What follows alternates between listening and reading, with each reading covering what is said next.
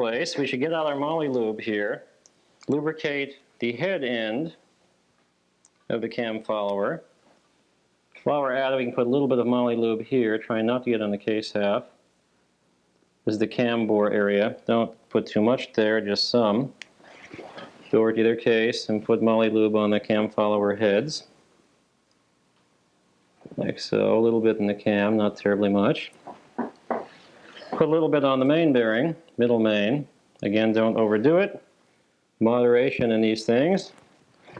Take your secret sauce next and go over every place you put the moly lube on with the secret sauce. And the mixture of the surface lubricant from the moly lube and the secret sauce will maintain lubrication on this engine basically indefinitely. You can store the engine, like I say, for a long time, years if necessary. Try not to get the moly lube down the oil holes. It can dry out and cause plugging of the hole. And don't use the white grease. The white grease is available for a lot of other overhauls. I don't like to use in Porsches. I've seen, there's one case of a guy who, believing in the theory that some is better, that some is good, more is better, and too much is just enough, added so much white grease to his engine that he had white grease plugging the oil passageways in the engine. No oil pressure to the engine, and of course his engine seized because of that. All because of too much white grease. Now, that's really kind of overdoing it. It's been known to happen though, so be careful when you do. If you do get too much on the case, just take a paper towel or rag and clean off the excess oil, etc., especially around the cam plug area. Okay, and now we're pretty much ready to put the crank into the case and assemble the case. For that we'll need the engine stand again. So now's the time to take a break, go out and get a beer, and join us in a few minutes. We're ready to assemble the case here. We have to have something to hold the cam followers from falling out. As you saw, they are kind of slippery in there. You can make something as simple as a piece of coat hanger bent in a U shape like so, which you take and stick one end into one cam follower hole and the other into the other. You have them under a little bit of spring tension. When you do this, they will stay inside. Make sure they're clean, of course, like so. This one's not quite as nicely made as the other one, but it will function. If I get my head in here to see, put one in, put the other one in like so. That'll hold the cam followers. When you turn the case upside down, cam followers don't fall out. Oil might, but cam followers won't. Now, next step is to coat the case with sealing material. I personally like the Ford water pump seal. Unlike some other sealers, which could be named, but we won't, it does not get hard. Some of the other sealers, when they get hard, actually cause leaks from the hard, brittle material cracking. So I like the Ford water pump seal material. And if you have that, what you do is you open a can, mix it up a little bit. I like to use sealing material of various ages. It gets thicker as it gets older. We use a new can here to show you can use a new can if you want to. And you paint every part of the case that's going to be sealing. And again, moderation in all things. There are some engines I've seen where the guy has gooped on so much RTV, which I hate using. Do not use RTV, room temperature vulcanization material. I don't like it at all. It's a mark of the turkey. Keep away from the bearing sealing areas or the bearing areas by at least 1/8 of an inch. Don't let anything run into any bearing area. Okay, you can only, if you have to, you can just coat this one case half. Clean out any area of the case where there's oil on the sealing surface, like here we have the cam plug area. This is very important. Clean that out, make sure there's no oil there. And then put a decent dab of fairly thick sealer in there in the cam plug hole.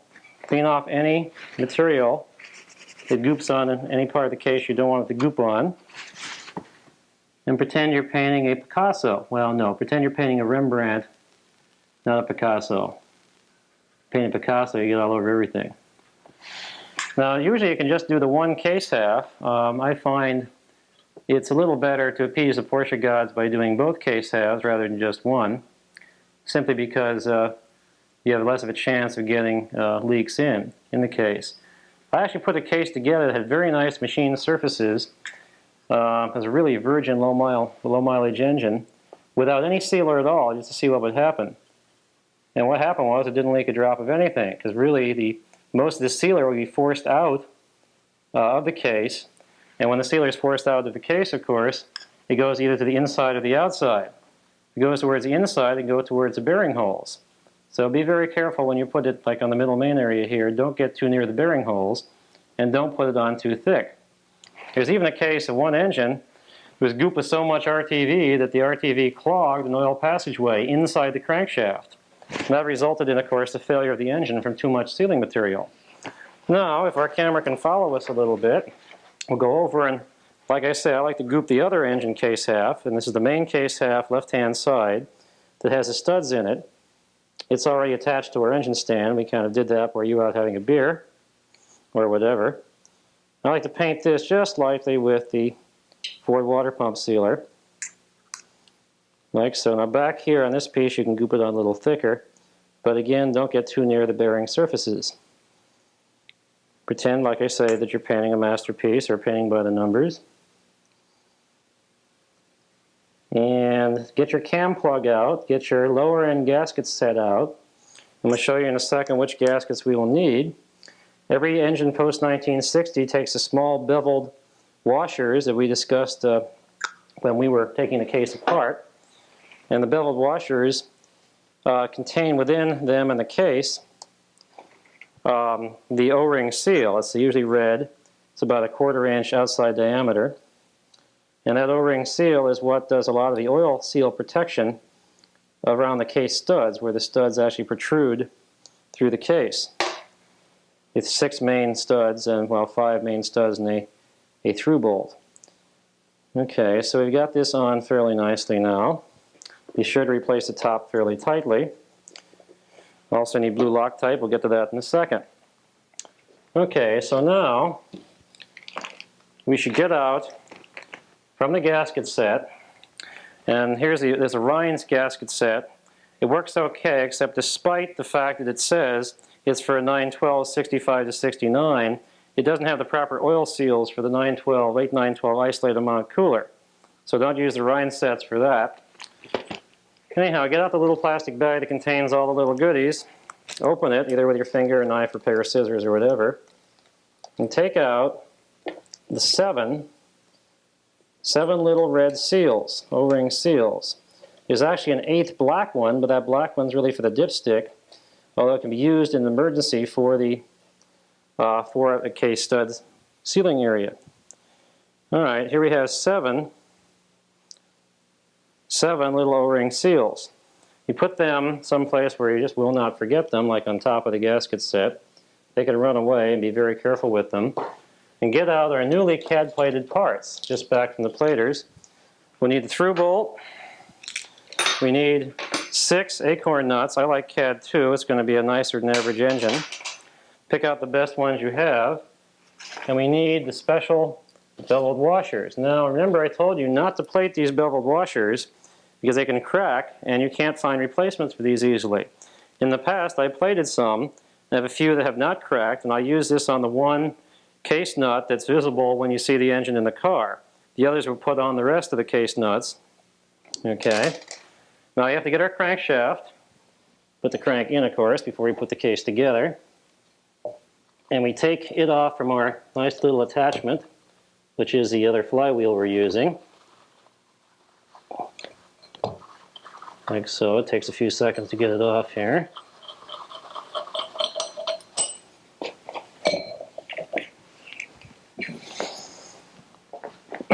We wipe it off, make sure everything is as clean as possible. Put a little bit of our secret sauce on the main bearing journal area. Take our flywheel main bearing, make sure the little notches, little cutouts here, are to the rear, actually the front of the engine, like so. Then we hold it by the number 2 and the number 4 connecting rod, like so. And we drop it down inside the case. Let it set gently. Next step is to get the dowel pins aligned. Now remember, we made a couple of marks on the front, and though you're not going to be able to see this too well, we could turn the engine stand around. Let's get this one on first. You find the dowel pin, there it is there, and you rotate it until you can feel it go down. And the whole crankshaft will bop down a little bit there as it rests on the dowel pin. You do the same thing on the main bearing. Helps if you grab it by the connecting rod, lift up a little bit, and rotate. Sometimes you'll have to lift this one up to get the flywheel main bearing in place.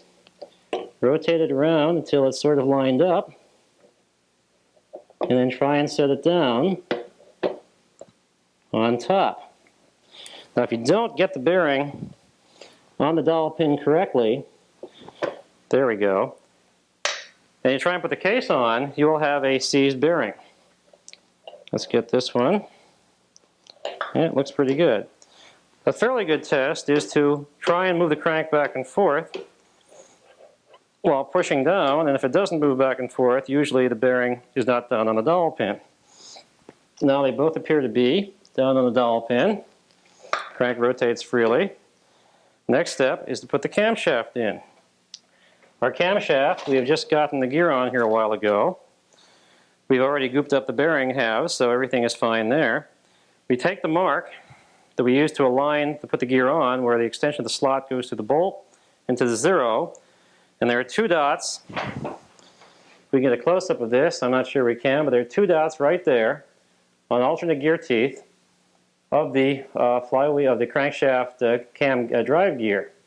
And of course this zero will go in between the two marks there, and that's the proper mesh for everything. So we rotate the crank a little bit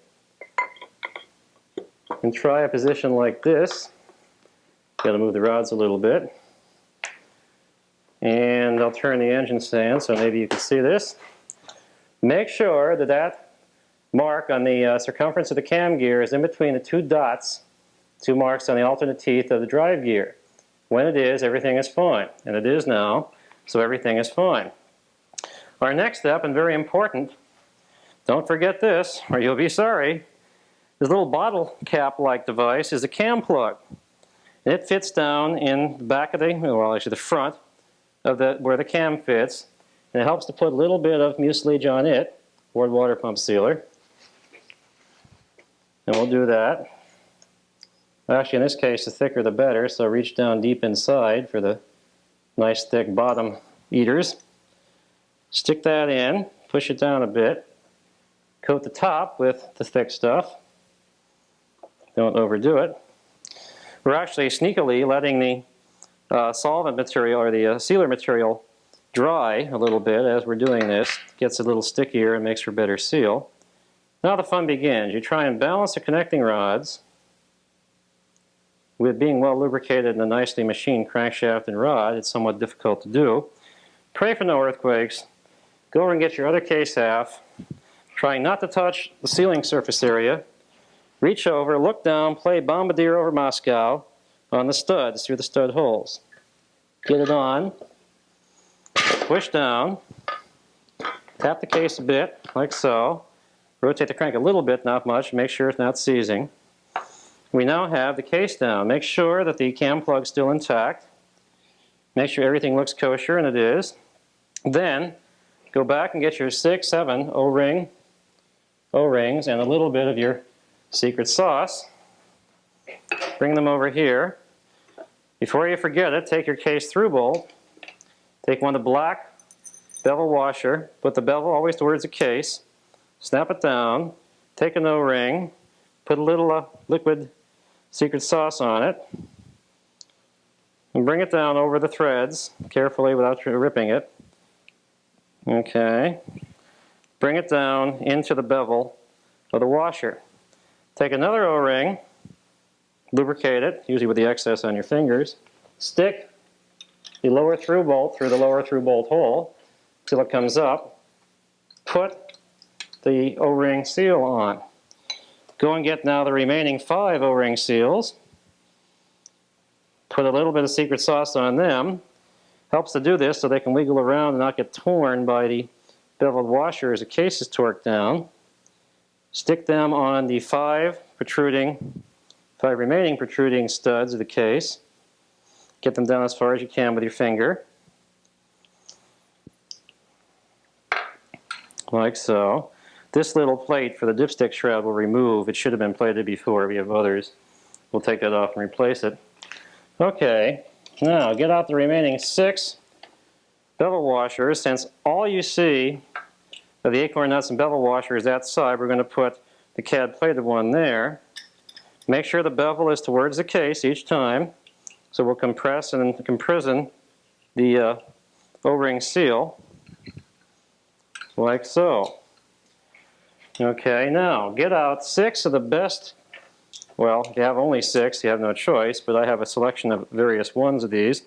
The acorn nuts for the case, get out some blue Loctite, not red. Put a drop of blue Loctite on the acorn nut, like so. This does 2 things. One, it will allow you to have the bolt seal nicely, but still be, you can tighten it up again later on in case you have to. The blue Loctite allows retightening of the fasteners. It also holds it pretty well, so they won't come loose from vibration, etc. It also lubricates the threads and reduces the friction. And when it does that, it provides for more accurate torque when you're torquing things down. Select the best of the 6. Look at the threads or the hex of the nuts. Find the best one. Put that on where it's easily visible, the frontmost acorn nut. Put the worst one inside here where you don't see it. Put the next best one back at the back, actually the front. Right, fans. Don't drop them when you do this, though they're pretty rugged. And don't drop them down inside the case, or you can sometimes have a heck of a time fishing them back out again. Put a good one down here. You can see this if you're underneath the engine, like when you're doing an oil change, and it's psychologically uplifting to see a nice, shiny, plated fastener there than an ugly, rusty, greasy one. Push the bevel, the case through bolt up. This can be an ugly one, but really you should use the second best one that you have as far as sealing surface on the through bolt, because that's the hardest to seal. And if you have a leak here, you have to disassemble the engine just about entirely, take the cylinders off, etc., to get to these things. Take your 15mm socket and a special 17mm box end, which is designed by virtue of a grinder to fit over the 17mm hex nut of the through bolt. Tighten the through bolt down enough to where it'll wedge the wrench against one of the studs. Then go around and do a preliminary easy torquing. And I use the pattern 1, 2, 3, 4, 5, 6, which we'll be showing you here. After you get them down, not tight, just, like that, hand tight, you then want to check and make sure the crankshaft still turns, which it does. If it doesn't turn, something is wrong. Probably the dowel pin is not aligned right on the bearing. Now I know the book says, or the Porsche book says, to now put the washers and nuts on the cam plug area. I really think the main purpose of that is to prevent you from forgetting to do so. And we'll do that now. I like to use the 14mm across the flat nuts, though you don't have to, because that's original. But nobody sees them, but the Porsche gods know about that sort of thing. And the special longer, the larger outside diameter spring washer goes with these larger 14mm across the flat 8mm nuts. So we can put them on now. These are the nuts that hold the cam plug area together, like so. That takes a 14mm wrench, which we just happen to have here. I would tighten them down to where they're snug but not tight. We'll come back after you do all the torquing and tighten them down a little bit more. Now while you're doing this, inspect any part of the case for any defects that you might have missed. It's a little late for that now, but a defect caught now is an engine you won't have to rebuild afterwards. Look around, make sure that all the washers are down there, nothing unusual is happening. Get these case acorn, or the nuts holding the cam plug just snug, not overly tight, like so. Come back, get your torque wrench. Now the torque on all the acorn nuts on post-1960 engines, actually anything not an A, beyond an A series, BC 912, is 29 foot-pounds. So we'll start about 14 and a half. We'll go around once and torque everything to 14 and a half.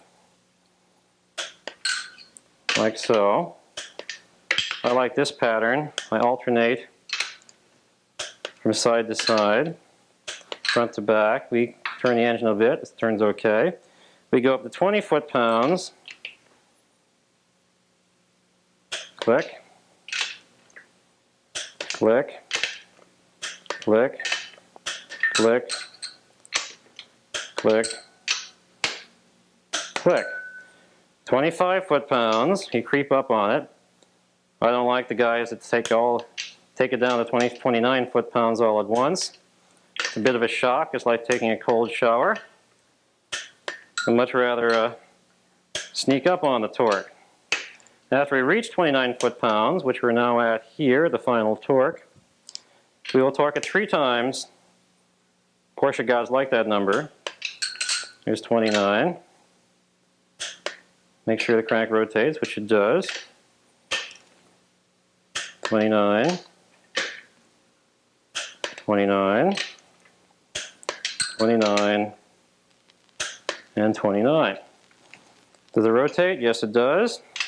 Go back and do it again. Aha, it moved a little bit there, so we'll do it one more time after this.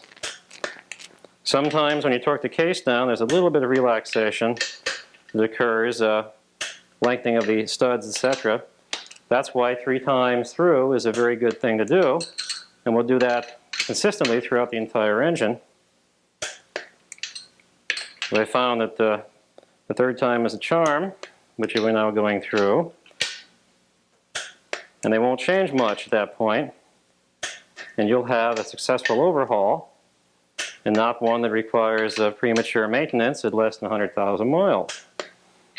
And don't forget, guys, we do have, in some cases, 250,000 miles of stress built up on these parts, so other parts can and will fail occasionally, but in general, they ought to go 100,000 miles. Okay, make sure that the crank will turn. Remove these clips that hold the cam followers. Rotate the engine to the normal position. Take out your special wrench by wiggling back and forth like yay, and see if the crankshaft turns freely. Now, one connecting rod here will lock up as you turn it, so lift it up and everything will turn freely. Move back and forth, check the end play, make sure it has some. It'll have a lot, we haven't started yet. And now, take a rag and go around and clean off all the mucilage that's leaked out from between the case halves. And the less that's leaked out, frankly, the better. That means you haven't overdone it. But go around and take all the mucilage out everywhere, even in the seal area, or the flywheel area, you don't normally see.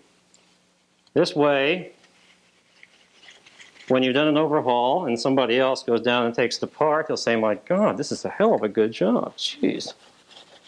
Take it on the bottom of the case, clean it all up.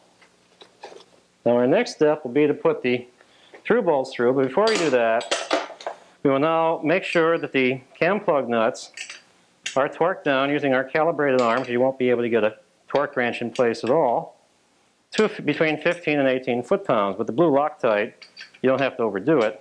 In fact, if you overdo it, you may distort the case there and cause seizure of the engine. I've seen that happen once or twice. And there we have what is known as the lower end.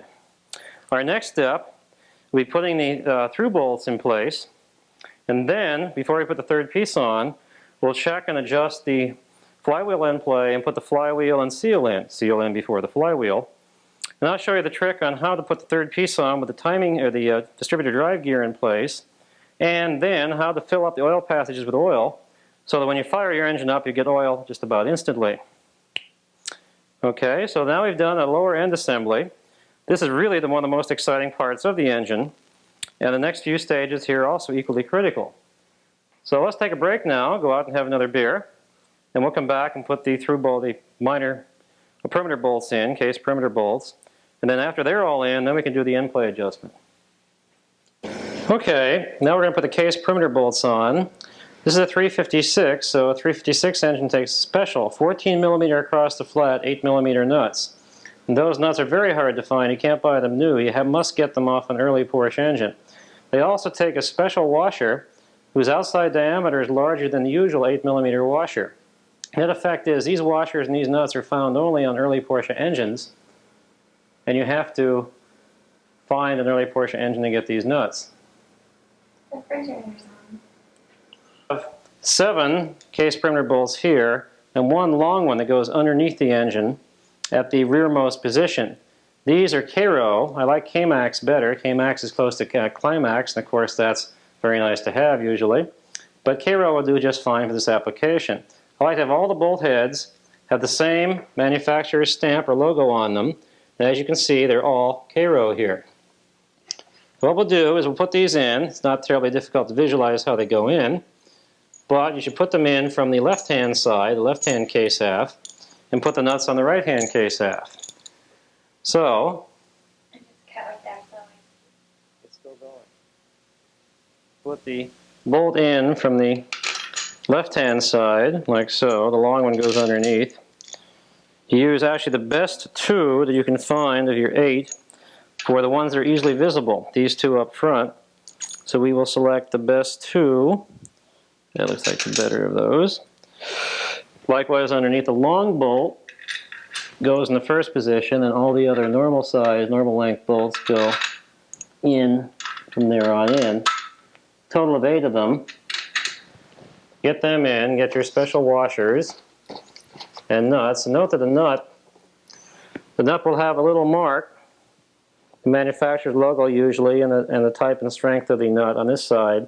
Put that on the outside so that the smooth side is against the case, or the washer as the situation may be. In fact, do the same thing we did before. Select the best ones for those that are easily visible.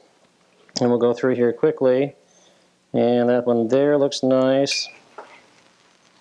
And that one over there will look nice. We'll have our assistant get that. There we go. There's a nice one. Like so. Select also the best washers that you can and put them in the most easily visible spots, these 2 nuts to the rear of the engine. Like so. Now the rest don't make too much difference, but I still like to see the ones on the bottom look pretty nice, since they're in fact visible when you're underneath the engine changing the oil or whatever.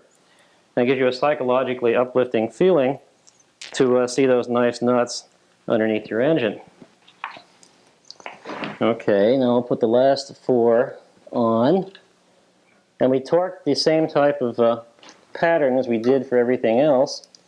I like to alternate from the middle to the outside when we're torquing these things down. It doesn't really make much difference on the case perimeter nuts, but I think the Porsche gods see everything you do, so it's much better to do everything that makes them happy. Then they tend to make you happy too. We put these in. We get out our 14mm socket and a 14mm wrench, which we have here, and then tighten them down snugly, but not tight. We use a torque wrench on even these. These are generally torqued to between 15 and 18 foot-pounds.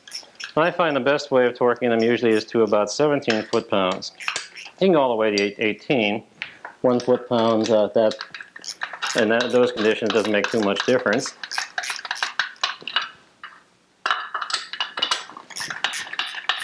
Now these particular nuts and bolts are all CAD 2 plated, the gold CAD as it were. The original color for all the nuts and bolts on this engine is silver, CAD 1. And for a Concours, I would be doing this in CAD 1. However, since it's my engine, I can do it any way I want to, and I find that when it looks pretty, or prettier, and the gold does tend to make it look prettier, that you can get either a higher price for it or more satisfaction. It looks a little bit different and nicer than the stock engines, and I find CAD 2 has its place. In fact, CAD 2 is stock on the 912 series engines. So you have your choice. Customer is always right. If you wanted CAD 1, no problem. We're happy to perform CAD 1 services for you. If you want CAD 2, no problem. We have those parts in stock. Okay, do it twice, the retorquing twice at 17 foot-pounds. We can go to the bottom now and torque the bottom. And once the perimeter bolts are in place, our next step will be to adjust the end plate. And for that, we of course have to have the flywheel and pressure plate back from the machine shop. So we can adjust the end play and then eventually put the seal in. And speaking of seals, the Rhines gasket kit that I showed you has a blue seal in it. They used to have black seals, and in fact the black seals were the better seals than the blue seal. However, now they're putting blue seals in. As you can see here, this is a blue or bluish green seal for the flywheel. I don't like these too much. In fact, I'll put in a silicone seal for the flywheel. I don't like flywheel leaks. I hate them, in fact. They're a pain to fix. You have to take the flywheel off. I'd much rather not have the leak to begin with. So we're going to not use this seal. The black seal is okay to use in the third piece, but you have silicone seals you can get for the third piece also. This is a soft iron gasket we'll be using for the flywheel when we finally torque it down. We'll use a used one to do the initial end play setting, and after the end play is finally correct, we'll put the new one on. The next step will be adjusting the flywheel, and we'll do that in a moment. Compressed after the first time. Okay, now we're going to adjust the end play. I like to adjust the end play after the main case housings are together, but before the third piece has been installed. That way nothing in the third piece can influence anything like the end play. Now to do that, if your old soft iron gasket is still in good shape, you can use it for the trial adjustments. If not, I suggest you buy a second new soft iron gasket, because the soft iron gasket is designed to be torqued down once, compressed, and that's it. The outer circumference of the soft iron gasket is an oil seal that seals the crankshaft and the flywheel and prevents oil from leaking out between them and getting all over your nice new clutch and making a mess of things. So this particular soft iron gasket is in good shape. You find the two holes that are closest to each other, and likewise rotate the crank until the two holes of it that are two dowel pins of it that are closest together are up on top, and put the gasket on like so. Get out your old flywheel adjustment shim, the one that was in the engine before. It's a good place to start. Clean it off really well like we've done. Stick it in. Take your flywheel. We have not yet had a chance to surface the flywheel. What we'll do though is set the end play, put the oil seal in, and take this over to the machine shop, have the flywheel surfaced and balanced, but we can at least set the end play now. Put flywheel on, pardon my head,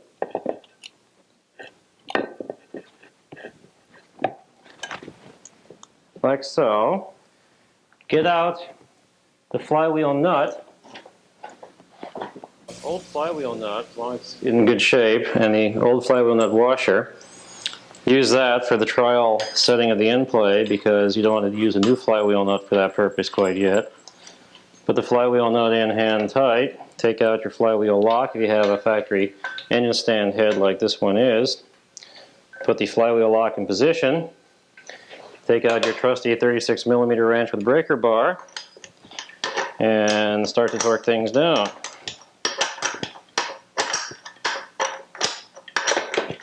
Make sure the engine stand is locked down tight. Torque it down pretty good. Make sure that the flywheel still moves. Take off your flywheel lock, and then go and get your dial indicator. Okay, we take our dial indicator. I don't like using feeler gauges at all. I'd much rather use a dial indicator. It's much more accurate and believable and reproducible than using feeler gauges and a piece of shim stock or something, or a threaded rod through here, and feeler gauge is ridiculous. So with the dial indicator on the flywheel, you move the flywheel in, out and in, out and in, about 4 or 5 times, and you see how far the dial indicator is moving. And here we're at about 6, and we come down to almost but not quite 0.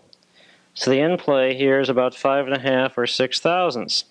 The tolerance range on end play is between 4 and 7 thousandths. I like to shoot for 5.5 thousandths. 6 thousandths in this particular situation is very good. The original shim, about 75% of the time, works out to be okay. You can use it again, and the end play is proper.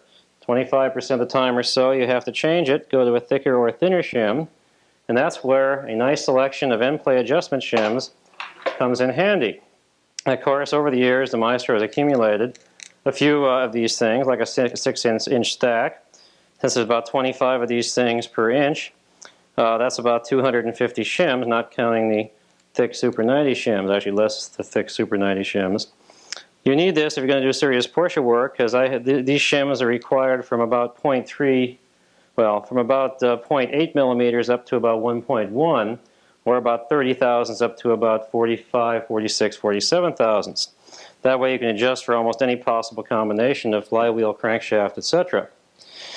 Anyhow, we seem to have about the proper end play, so what we'll do now is take the flywheel nut off and put the special silicone seal. I don't like using the gasket, the seals that come in the gasket kit. I'd much rather use the silicone seals. These will prevent seal leaks in all but the rarest cases, and where it doesn't prevent the seal leak, there's something else wrong. But we'll install the seal, then tomorrow we'll show you how to take the flywheel in the machine shop and show you what we do when we surface the flywheel, clean it up, etc. Note how it looks now. It won't look that way when we get back done. So let us take the flywheel off, and I'll show you how to install the seal. Okay, now to install the oil seal, the first thing we have to do is take out our shim that we have determined is the right size. We want to clean it one final time. We want to clean the area of the case one final time. We can remove the washer. It's now, or the soft iron gasket has now served its purpose well. We clean everything off inside here, including the threads of the flywheel itself. We don't want that flywheel nut to stay tight, not come loose. And then we take a little bit of oil, not the secret sauce, but just plain oil, and put on the end play adjustment shim. That way it'll get some lubrication before the oil pressure is established and won't cause any harm to anything inside. We then put that shim inside, rotate it around a little bit, and get out our seal installer. This seal installer is nothing more than basically a flat plate through which a threaded rod fits that screws into the crankshaft. This is a VW part, available at local VW part supply houses, but it works for Porsches. In fact, it's the bona fide OEM seal installer. We get out our silicone seal. This is a silicone seal made by Goetze, G-O-E-T-Z-E, Goetze. It works much better than any other type of seal. I like to use these a lot. They're the only things that work, especially if the flywheel has been ground down on the sealing surface. Where the seal seals on the flywheel sealing surface, it can wear a groove. And where that groove is, you can sometimes get a leak. If you grind the flywheel down, the only thing that will work to seal, again, is a silicone seal. We take our friendly Ford water pump sealer, about the only good thing that Ford makes, put a nice thin coating of it. The operative word here is thin, on the inside of the sealing area. Take our seal with the seal installer and put a nice thin coat on the outside of the seal itself. And this will tend to prevent any type of oil leaks from oil that can work its way out between the case and the seal. Normally that doesn't happen, but there's been some situations. One engine I saw that I had to rebuild. The previous rebuilder was nice enough to take a ball peen hammer and ding this whole area over onto the seal. Why? Because the seal was leaking. He thought that would fix the seal leak. Of course it didn't. It made it almost impossible for anybody to get any seal to work at all again. But I managed to get it so it worked pretty well. We got to do a little bit of remachining there. Anyhow, you screw the seal installer into the crankshaft, get the seal kind of happily towards the hole it's eventually going to go into, get everything snug. The further you go into the crankshaft with the main threads of the seal installer, the better off you are. And you can crank it down a little bit here, then take your 36mm socket and proceed to torque it down until it's actually fairly tight. The nice thing about the seal installer is even if the steel goes in at a strange angle, or a slight angle, the seal installer will correct that and make it go in flat eventually. And pretty soon it will bottom out against the case. You get it pretty snug.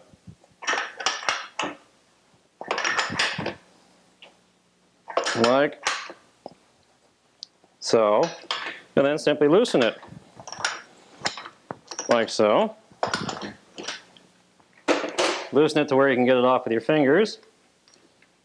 And you have just installed the flywheel seal. Take this off. Clean it off. There will be some mucilage from the Ford water pump sealer. So clean that off. And then clean the area around the case where the seal is. Get that mucilage off too. It's nice to have no evidence of any seal material. It really looks impressive then when people look at your engine, or people who know how engines are built look at your engine. Clean off the seal too. And now for the time being, we'll show you how to put the third piece on. We'll have to put the flywheel back on just so we can rotate the engine over to put the third piece on the way I want you to do it. So for the time being, we may as well put the old soft iron gasket on just to protect things. It won't really make much difference. But we'll put it on just for the time being. And then go over and do the third piece. Now bear with us now. You can take about a 5-minute canteen break.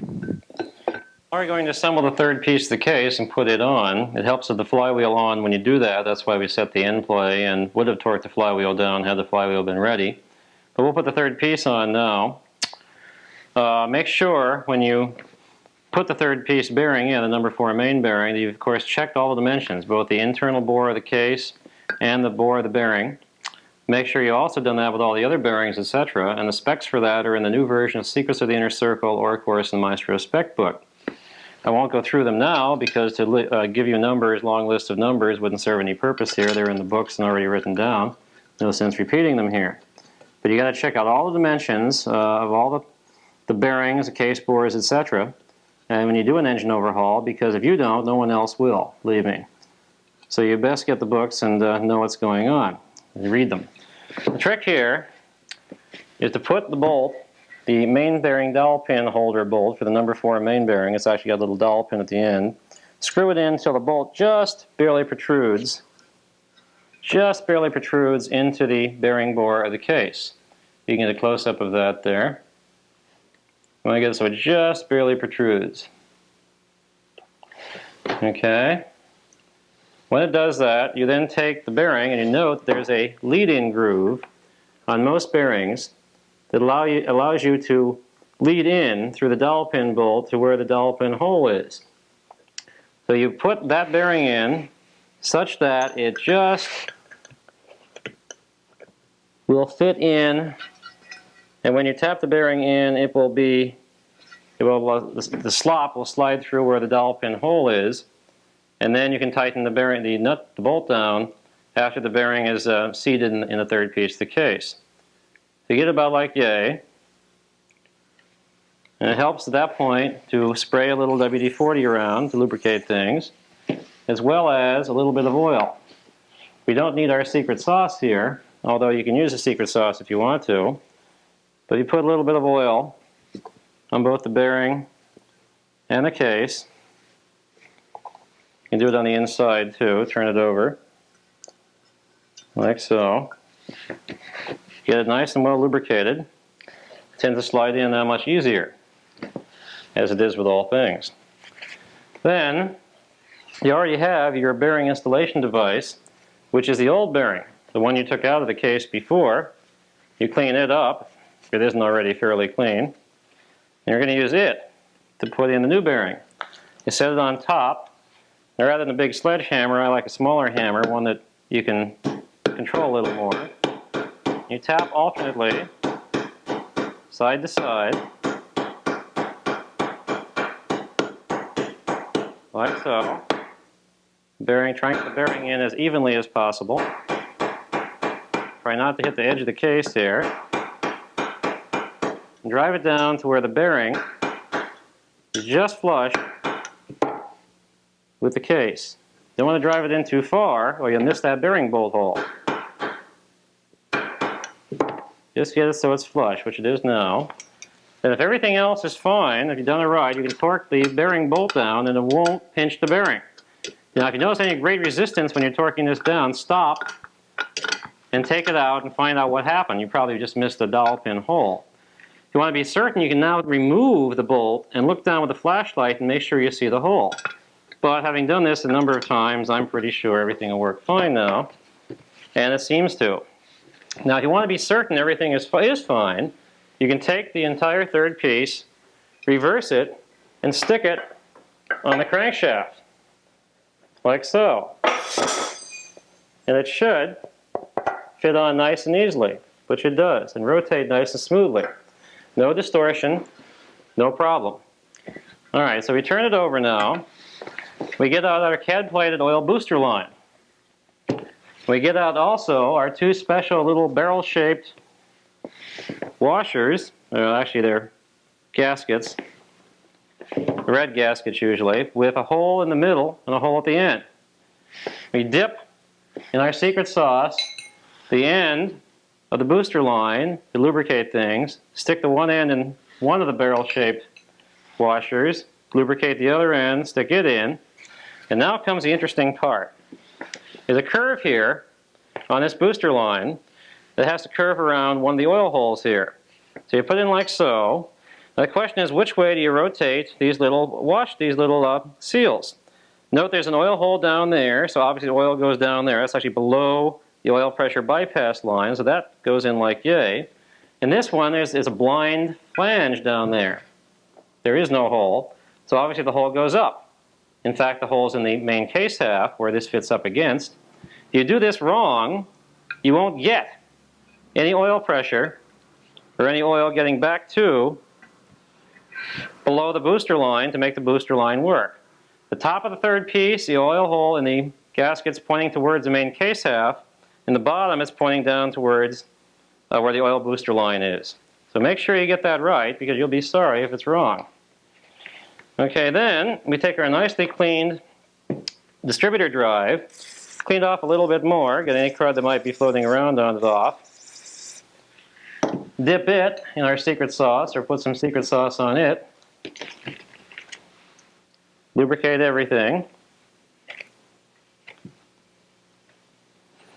put it down through the distributor drive hole of the case. Now don't forget the washer. This washer is a unique washer to the distributor drive, and you must keep that with the distributor drive or you'll be sorry. Put it all the way down, make sure it turns freely, it should. And I'll show you how we then install the third piece here in a moment. Now we've done that, we have to turn to the engine. Now on the main case, we have these seals that are found in the lower end gasket kit. They fit hither, tither, and yon. This black one fits in yon. On later cases made after 1963 and a half or so, though they have a larger oil pickup tube that takes an O-ring seal found also in the lower end kit, this type of O-ring seal. Now that's a beveled area that's been machined in the case. We do not have that here, so we don't have to use the beveled seal. So what we do is we take our secret sauce and lube up the seals. We've already cleaned out the case very well, so there's no dirt or anything in or around it. You put the seals here, like so. This little seal is the right one is the one found in the Rhines gasket set. There are other gasket sets that have a smaller outside diameter seal of this type that won't fit in the later model cases unless you use a little bit of grease to hold it in. If you do use the grease, you have the smaller seal and do use the grease, it'll work okay. But the Rhines gasket kits have the right one of these. In fact, they have two of these, so you can save them for later engines. Now in the lower end gasket kit, you'll find three third piece gaskets. The question is which one to use. Well, by process of elimination, this particular one here has oil holes on different centers. There's no oil hole here at all. This is for a pre-57.5 engine, so we can't use it. The other two are very similar. Now a difference in them is the fact that over here on this side, this has a little seal area here around the pickup tube, and this one doesn't. Well, this one without the seal around the pickup tube is for those cases that have the O-ring seal. So the later case is made after 63, so we don't need it either. This is the right one for a 1957.5 to 1963 normal and super. It's got the two cutouts for the oil seals here, and the one cutout there for the oil pickup. Okay, so we'll put this aside. We need that one. Our next step is to paint both the main case halves and the third piece with our sealing material, the forward water pump sealer, like we did on the main case halves. And again, moderation is what is the key word here. We don't want to goop it on too thick and get it all over the inside and or the outside. We want to put it on evenly, covering both sides of the studs. Don't overdo it. The main seal, the paper gasket, actually does most of the sealing anyhow, not the sealing material, so you don't have to really overdo it. But if you do have a case that has scratches or marks in it, then of course it's a good idea to put the sealing material on. Again, I've tried building engines that don't have any mucilage here in the third piece, and they usually work fine as long as the case halves, the third piece and the main case halves, are in good shape. So you goop in moderation, goop the sealing material on. You cover all the various pieces on the inside of the third piece, and that provides very nice sealing all the way through. And then you also, if we can have this focus down here a little bit, you also goop the third piece too, if you want to be sure, because the gasket is in between. And it does help to put gasket the sealing material on both halves of the case.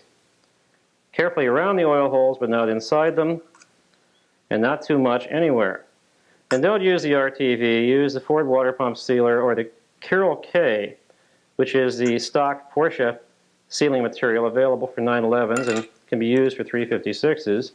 If you do drop your little brush, then of course take a rag and wipe off any area inside that you've gotten the mucilage onto, like so. Carefully around the oil pickups and on every other part of the case that you can see. Okay, now we're ready. Now sometimes these gaskets, when you go to put them on the third piece, won't fit. They've been shrunk over many, many years of laying on the shelf. If that's the case, you can put the gasket in hot water, let it sit for about 10 or 15 minutes, and then it should expand enough to be right. Now see here we have a little bit on the tight side, but we get everything arranged as parallel as possible and very carefully bring it over the studs. We can usually get it on without destroying anything. You have to be quite careful and only go a few turns, that is a few screw threads at a time to get it over without tearing it. Even if we do tear a little bit, it will compress back down again, and the sealing material will help us a lot. These gaskets are not, as you can probably see, the finest in the world, but it's what we have to deal with. Well, we broke it here. Alright, we'll go get another gasket. We fortunately have a few of these. If your gasket is a little bit too stiff, or when you go to put it on it just doesn't fit right, try soaking it in hot water for a few minutes, and then you'll find it should fit pretty well. Like we just had a problem with one, so we're going to use another gasket that's already been soaked, and we find this one fits on really rather well. It goes over all the studs without breaking any part of the gasket. And it takes some time to do this. You just can't push it on one side at a time. You have to alternate carefully from stud to stud to get it down, like so. There, say hallelujah. Alright, now you clean off the bearing area here, the number 4 main bearing, and you get out the secret sauce that you've been using. It helps to coat the gears. You can also put moly lube on the gears too. In fact, if you were storing this engine for any length of time, I'd put moly lube on the gears. We're going to be firing this up and using it fairly quickly after it's built, so we won't put moly lube right now. But you can put it on if you want. It also helps to have the flywheel on so you can turn the crankshaft over, exposing more new uncoated gear area to be coated and treated. Like so. Put it all over everything. And we're just about ready to put the third piece on. Now I'm going to show you a trick. I know the book says that to put the distributor drive in, you have to do it after the engine is completed. We've got it here inside the third piece. We're going to put it in now. And the way we do that is, I don't know if you can focus down there, Jeannie, way down inside is a slot. And that slot is actually a cord cut out of the distributor drive top. And it's got a narrow side and a wide side. And the narrow side should face towards the rear of the engine.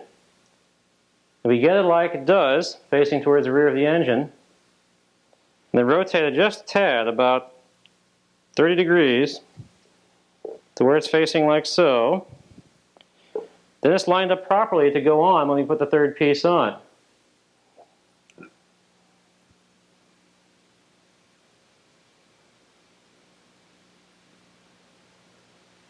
Okay, now what we'll do is we have to turn the crankshaft over to top dead center on number 1. We find top dead center on number 1 by taking our finger and putting on the intake cam follower of number 1 cylinder, and when turn the engine over clockwise, and eventually you'll feel the intake cam follower rise and then fall back down again. After it falls down, it's then coming up on compression on number 1 cylinder. Keep turning until the rod comes out as far as possible, right there. That's top dead center on number 1 cylinder on compression. We let the engine set. At that point, we can back over. We get our third piece, and we carefully feed it over the studs, get it in, and tap. And by appropriate tapping, it should fit on. And then the slot should be parallel to this split here. The cord, the cutout in the distributor drive, should be just about parallel to here. And though you can't see it, I can, and take my word for it, it really is parallel. Okay? Now, we get out our 11 special, smaller outside diameter washers, like so. They're not as a large outside diameter as these or these washers are. We put them on the third piece. Now, the third piece nuts, don't forget, are supposed to be 12 millimeter across the flat. Now, on this engine, when we first went to take it apart, they were, of course, 13 millimeter across the flat, and that told us that the engine had been overhauled before, and lo and behold, it had been overhauled, and by somebody who really didn't care very much. They put the wrong nuts on the third piece. These are all 12 millimeter across the flat nuts, and they're available these days. In fact, Jap cars use a lot of them. So what we will do is we'll pick the best one of these 12 with the best threads, etc., and we'll put it here, right where it's most visible, like so. We'll take the next best one, put it over here, which is also quite visible. The third best goes over here. Use this one here for that. The worst ones of your 11 can go in here because they're not seen. The pulley shroud covers them up. So I'll put the bad looking ones in there. This allows you to get rid of some bad ones you may have. If you have a good selection like the Maestro does, you can use good ones on everything. Even his bad ones aren't so bad, they're pretty good. Kind of like sex, you know, when it's good, it's great. And when it's bad, it's still pretty good. Anyhow, you put all 11 nuts on loosely, and you go back with a wrench or a socket, 12 millimeter across the flat. Well, when you're putting these on, make sure the little manufacturer's mark logo is on the outside. The Porsche guys like to see that on the outside, and they smile upon you when they do see that. So then get out a 12 millimeter wrench or socket and tighten everything down evenly. We'll use our favorite Sears socket for this. And it's best to start from the middle, like this. Don't really tighten them down a lot, just tighten them down to where they're snug. Make sure the crank will rotate okay as you do this. There is no area where it's binding. If it is binding, it indicates either the bearing was not installed right or you have a different third piece. If you go to put third pieces on that are different, it can be done, but you sometimes have to loosen everything and then tap in various directions here. Loosen all the bolts, tap on the third piece of the case while rotating the crank till you find a position where the crank rotates fairly freely. Now, since this is the same third piece that was on this engine originally, it's also indicated by dowel pins. There are two dowel pins inside that align the third piece the main case has. And since they have not been changed, it should fit on and the crank should rotate okay and everything should be okay. Now, sometimes there are problems, but in general, 9 times out of 10 there aren't. In fact, the factory was so confident in the late 912 series that the third pieces would all interchange, they stopped putting the 3-piece match number on. Okay, so after you've gotten the nuts snug and the crank still rotates okay, take your torque wrench and torque these to about 17 foot-pounds. The book says 15 to 18. I like to use 17 as a good round number. And also do it alternately, kind of around in a circle, like so. So you tend to torque them evenly. And after you've been around once, it helps to go around in turn to make sure you didn't miss any. Because it is possible to miss some when you're doing them alternately like this. That we got. That we got. That we didn't get. The hardest one to get is the lower right-hand corner that we got at this time, but sometimes you can't get that. On earlier engines, that's a hard one because of the oil pump pickup casting. On late 912s, they changed that to where you can get to it easily, but it took them 15, 20 years to figure that out. Actually, on the very early 356As, you could get a wrench in there with no problem, but in the later ones, and the Bs and early Cs, you couldn't. Finally, some guy at the factory realized that was the case, must listen to the mechanics, and good engineer, and change the case design a little bit so you can get a socket in there. There's one we missed. It's raw, we got it now. That's why it pays to go around in turn afterwards on the final torque. Rotate the engine, rotate, see how smoothly it rotates, no problem. You got the third piece on. Our next step will be putting the oil pump drive in, and then putting the oil pressure relief and bypass valve plungers in. This is the bypass valve, that's pressure relief. And then putting on the pulley, etc. We'll take a slight break now as we get the parts. Okay, we have the third piece of the case on. Now don't forget, after you put the third piece on, you should go around the entire third piece and clean off any mucilage that has leaked out when you torqued it down. That's the mark of having done it right. We've already gone over this once, so we'll just do a minor one here to show you what it's like so. Clean it all off very nicely. Now we're going to put the oil pump in, and following that the pulley shroud and then the pulley, and also the oil pressure relief bypass valve and plunger and spring, and oil pressure relief valve and spring. So we have here our oil pump, like so. We've replaced the oil pump drive gear. Remember, it was worn pretty badly. And we've cleaned off all the gear teeth individually, one at a time, with paper towel or rag, spraying WD-40 after having cleaned it in very good cleaner like Zep, etc. If you need to replace this O-ring seal, good luck. They're very hard to find, but you might try Stoddard Imported Cars in Willoughby, Ohio. They used to have them. This one was in good shape, so we treated it very gently. Okay, it's all set to go now. And there are two oil pump gaskets in the lower end.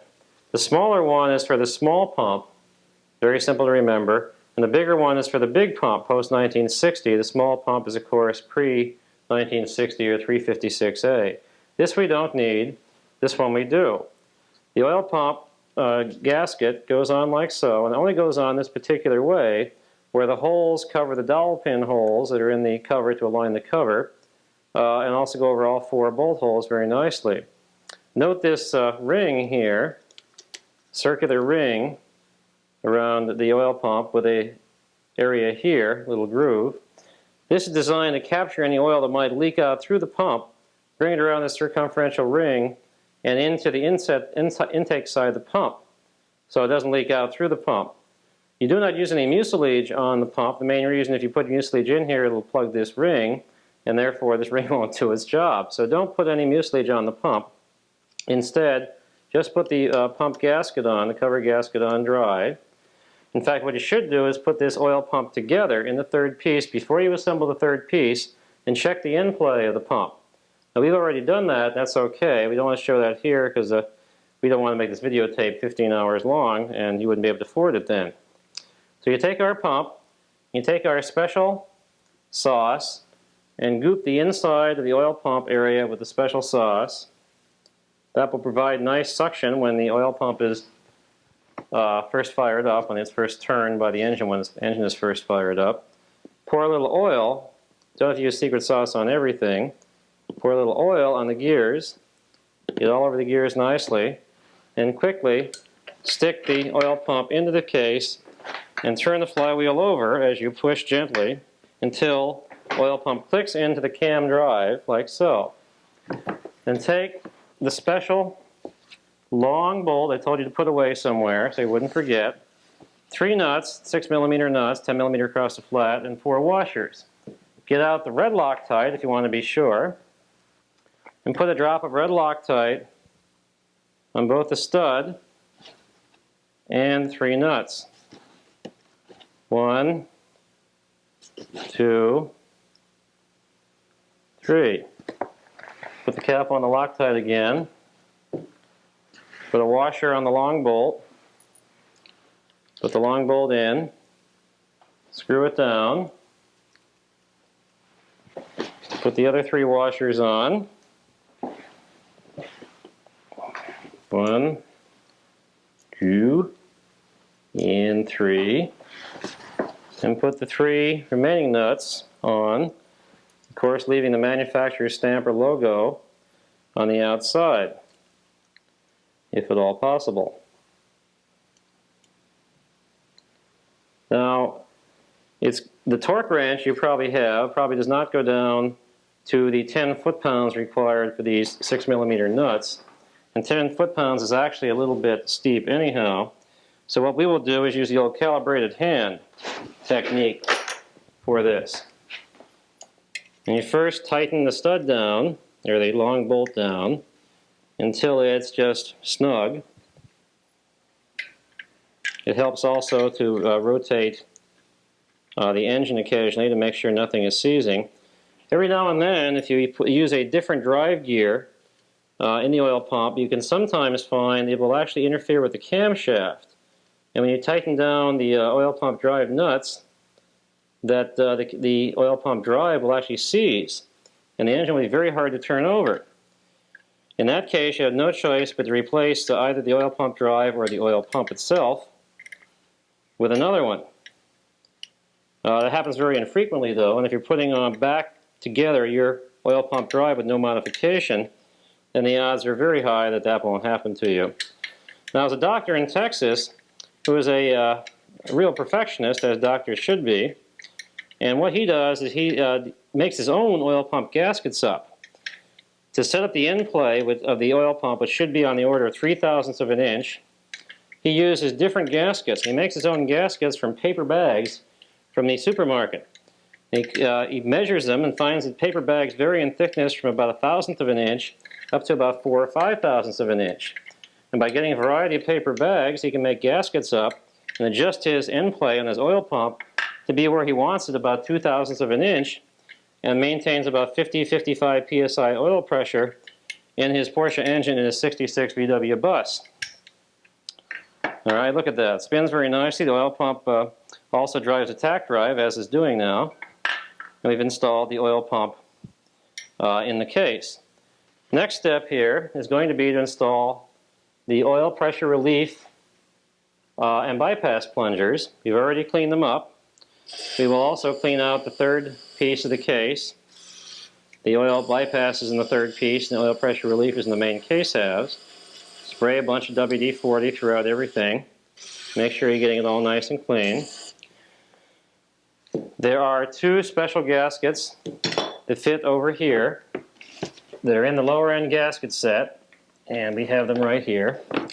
These are copper rings that are compressed as you tighten the cap down. There's a seam in this copper ring, and the seam should go on the bottom. So you put the copper gasket on that way with the seam on the bottom, and that way you don't have much of a leak. Well, you don't have much of a chance of a leak. Use the better of the plungers for the oil pressure relief valve and the poorer plunger for the bypass valve. This is less critical, though they both do play a role. So this one here, let's see, this one here is the better plunger, the one on the right. And this time you take a little bit of oil, pour it on the top of the plunger, and then stick it in. Oh, we have one more modification to make. You must make certain, when you do this, that the heavy-duty spring, that is to say, the one with the thicker wire, is used for the oil pressure relief valve, which is this one here. Thicker wire, fewer turns, but the thicker wire. And that goes in here like this. You screw it in with your fingers a few turns till it's in good. Take the other plunger. This is on the weaker spring, of course. This is the bypass valve. Put that up from the bottom.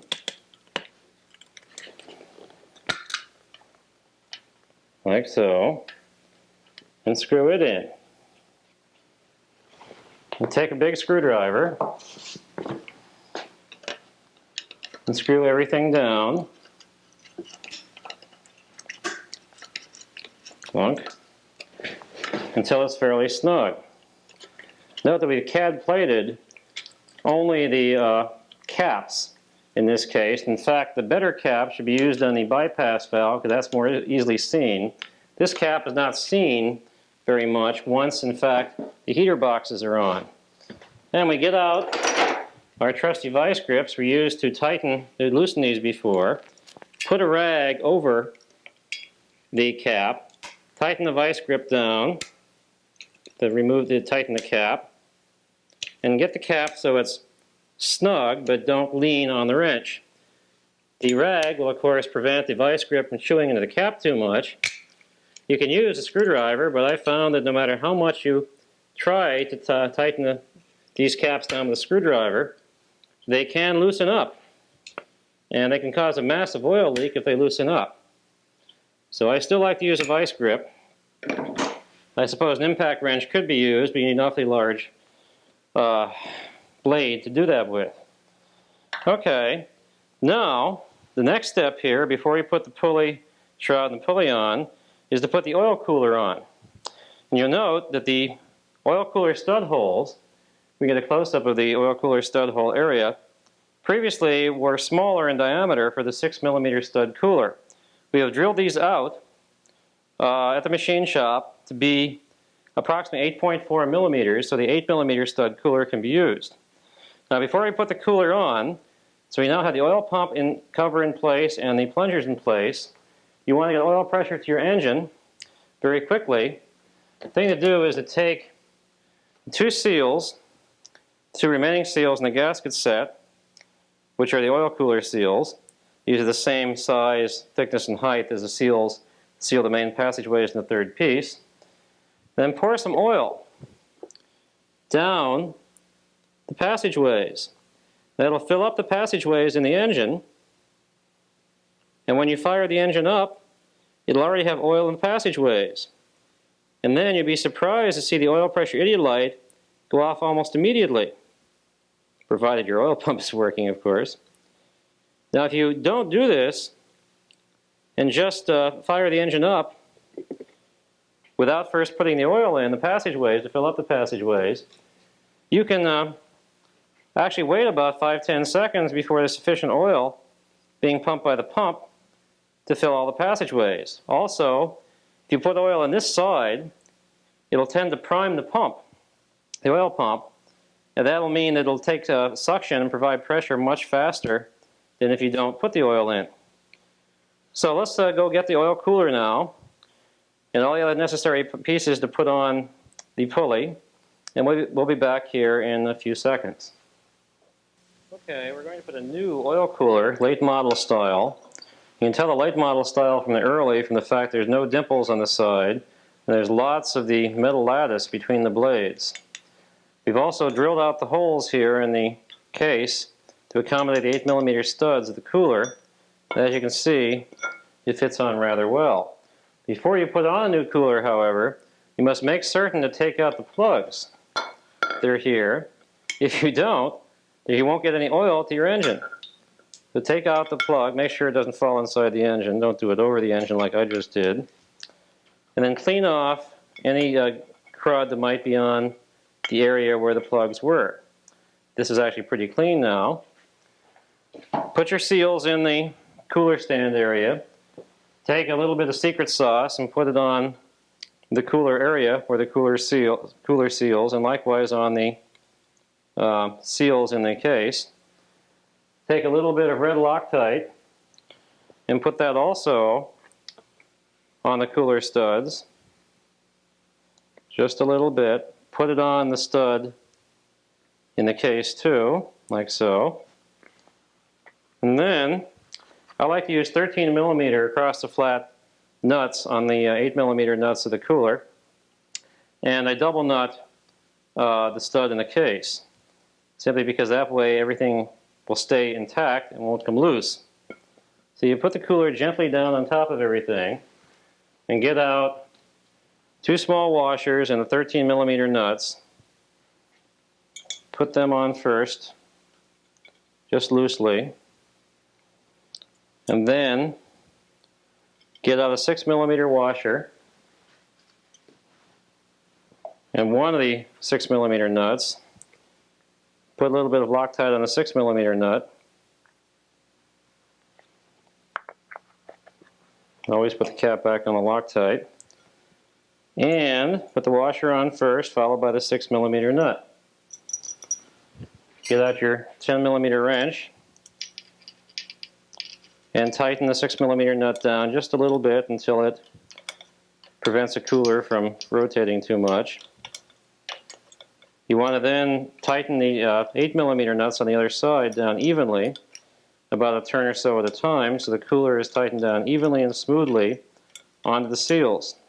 If you tighten one nut all the way, the cooler may twist enough to where one seal may not seal too well, and you'll have an oil cooler seal leak, which, believe me, is no fun, because to fix it you have to pull the engine. Alright, so do about a turn at a time, alternately on the 8mm nuts. You can check the gap as you go along, the gap between the cooler and the case, and try and maintain it as even as possible as you tighten things down. If you find that one side is getting too narrow a gap, tighten the other side down. Like about now, it would be time to switch and go over and tighten down the 6mm nut a little more, as you can see. Then go back and tighten down the 8mm nuts.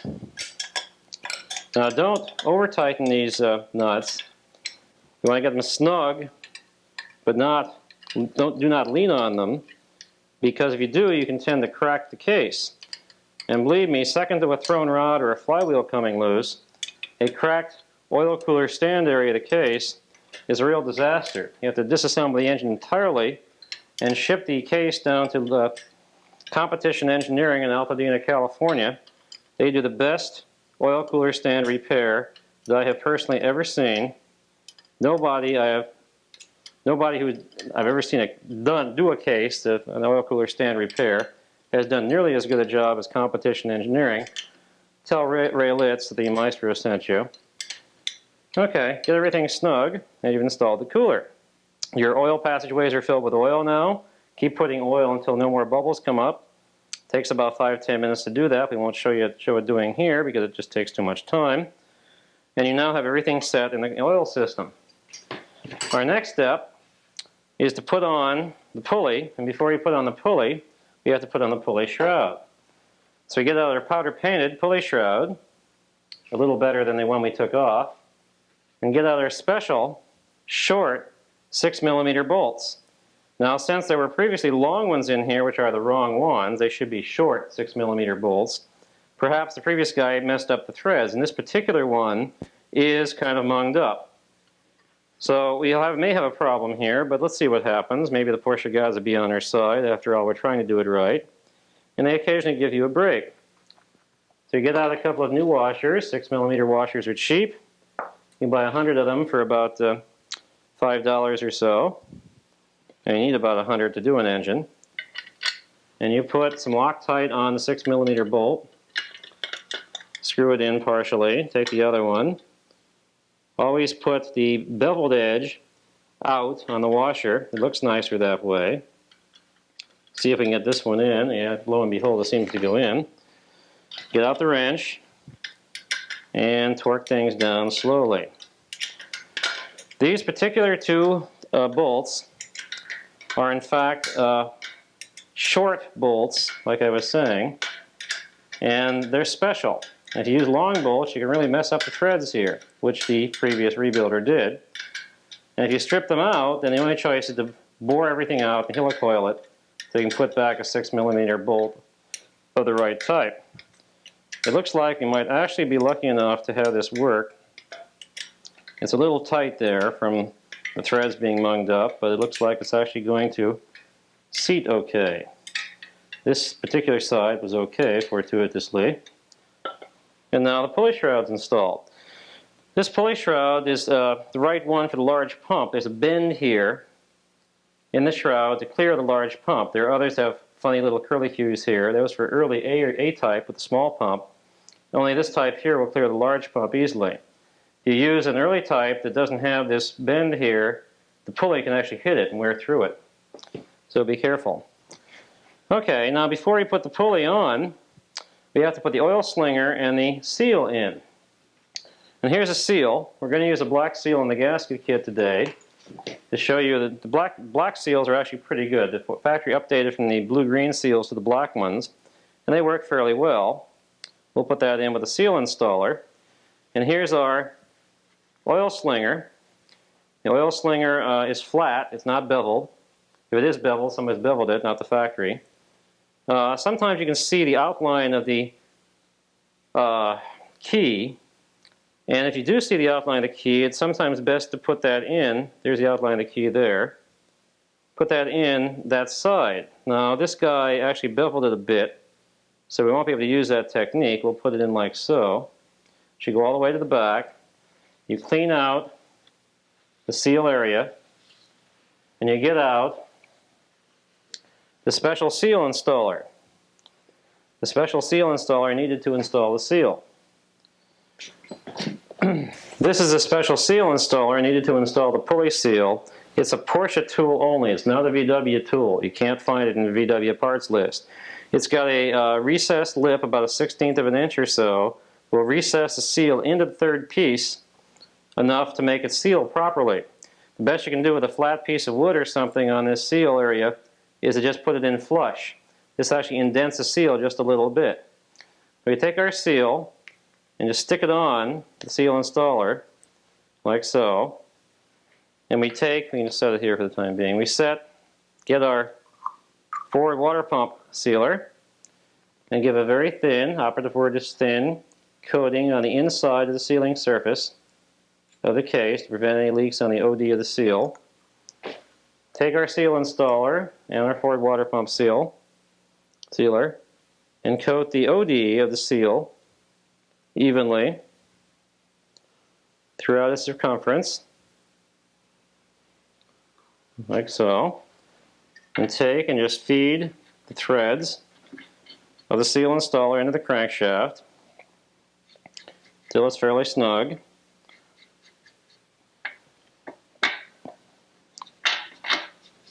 And take the nut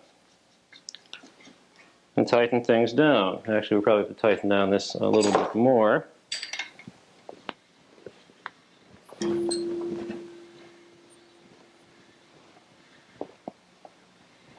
That's what that hex nut is there for in the first place.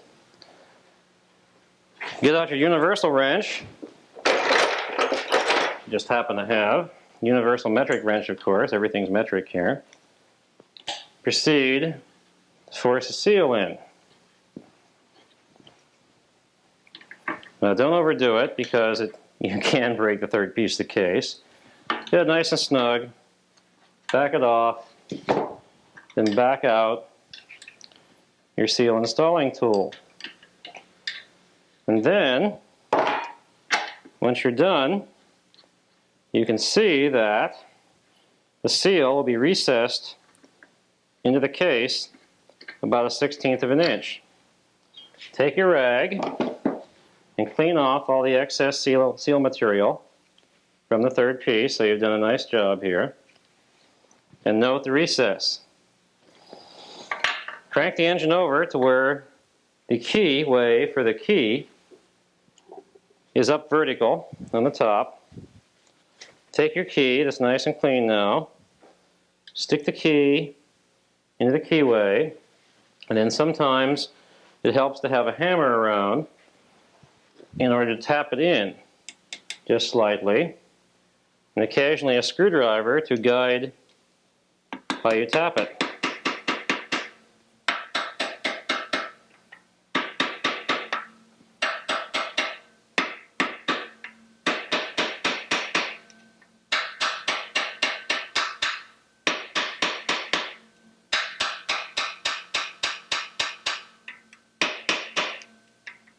Actually, you can turn the screwdriver this way to get it in a little easier.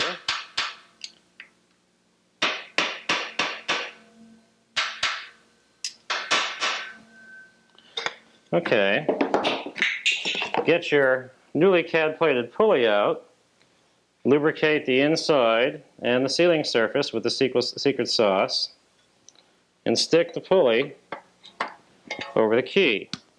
It sometimes helps to tap it a bit with your hand. If that doesn't work, then a good old rubber hammer comes in handy. Tap it in, make sure the key doesn't move, it's not, to where it's kind of flush. Get out your pulley nut with a washer and put the pulley nut on, like that. And then you need your 30mm socket, which, as you recall, you used to take off the pulley, and it was set to take it off. Tighten it down. Put your flywheel lock in place to lock the flywheel, which is another reason why we have the flywheel on here.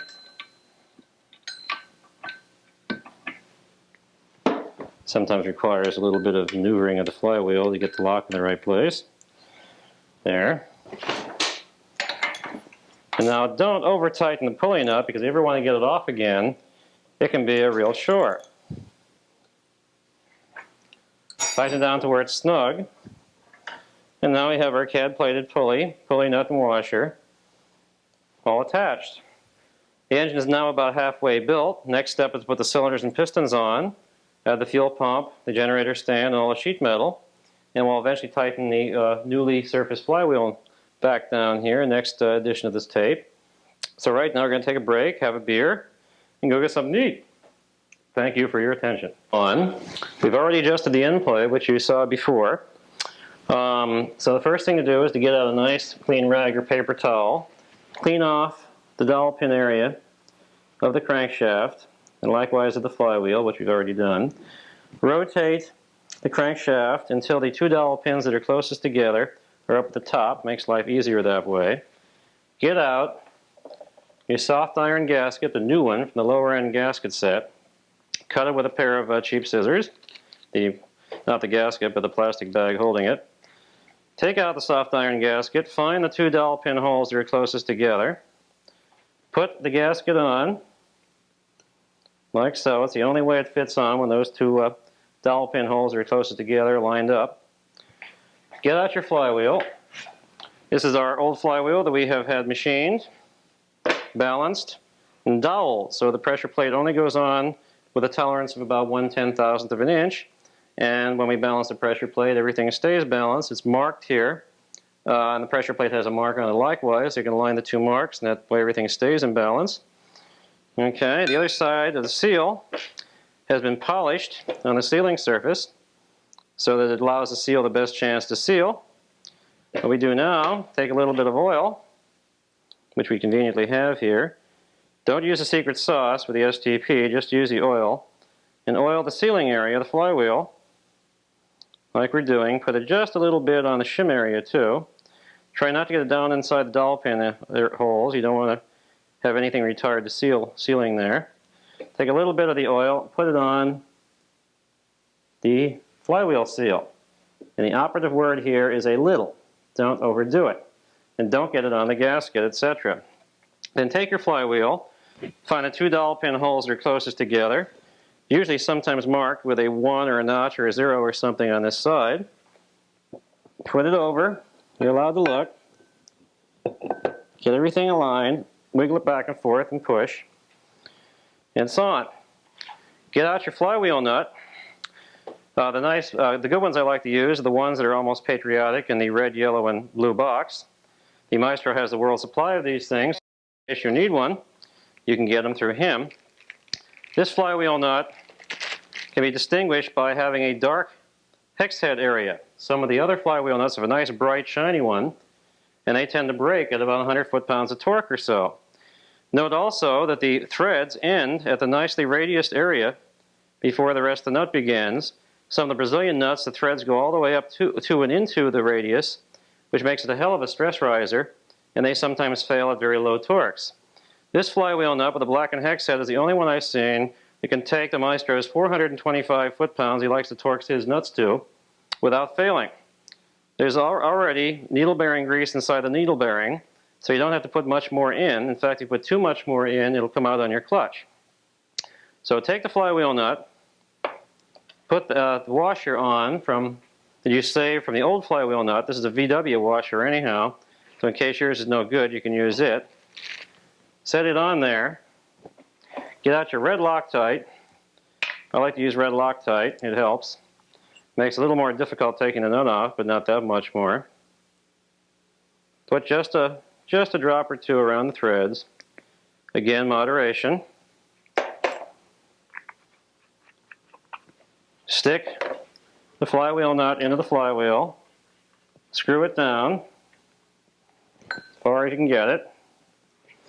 Get out your flywheel lock if you have an engine stand that takes a flywheel lock. Put it in. Tighten it down. In fact, this time, since we're doing a pretty good torquing of the flywheel nut, we'll have to torque it down, torque the nut down, bolt down actually, quite nicely. We don't want it to come loose. There you go. You can also do this flywheel nut torquing on the ground if you take a long piece of angle iron, about 6 feet long, and put 2 bolts through it, through the pressure plate bolts here, like these two, and that'll keep the engine from tipping as you torque the flywheel nut down. Get out your 36mm wrench and torque it down to where everything is fairly snug.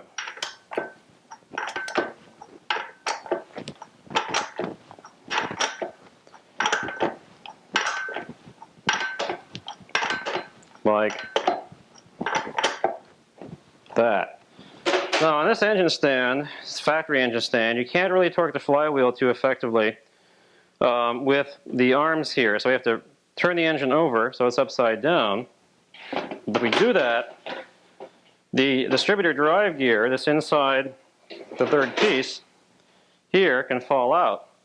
So we're going to stick the distributor in temporarily to make sure it doesn't fall out. And while we're doing this, we have to take our CAD-plated fitting that fits inside the case, the oil return line, and put it in. Note that it has 2 ends, one with the somewhat beveled side and one without, just flat and big. Beveled side is where the line attaches. This side goes in the case. So you put this side in the case. It's 11mm on the threads. So we get out our 11mm wrench.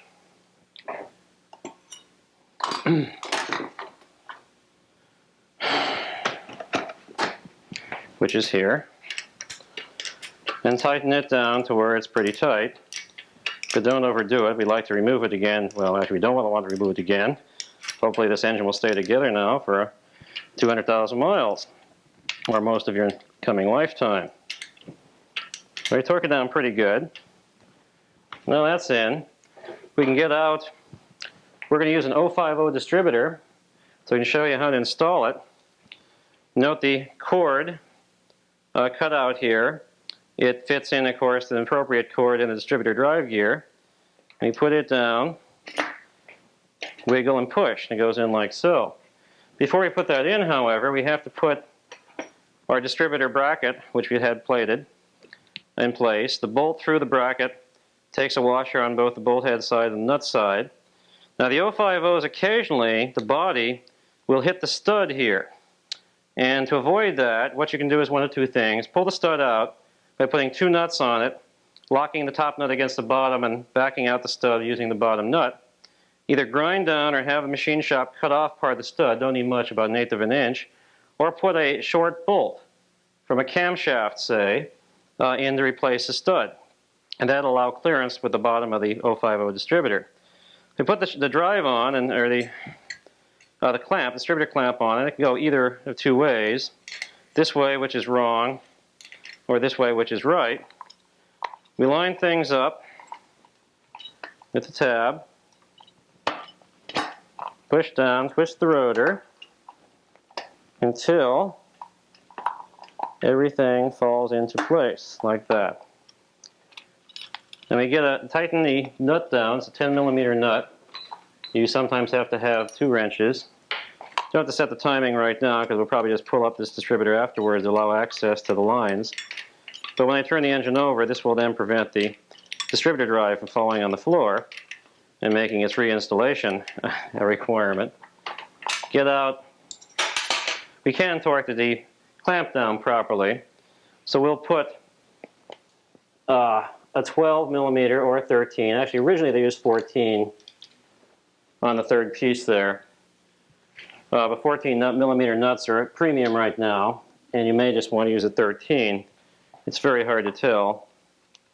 Pull the distributor up a little bit, put the nut on like so.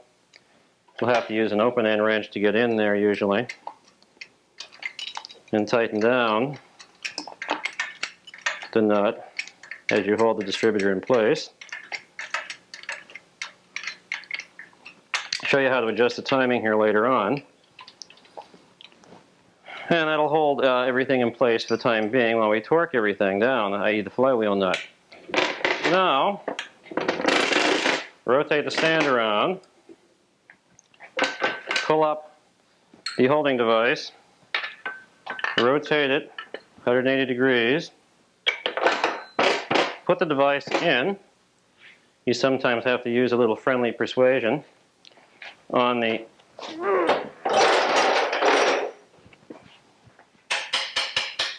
like so.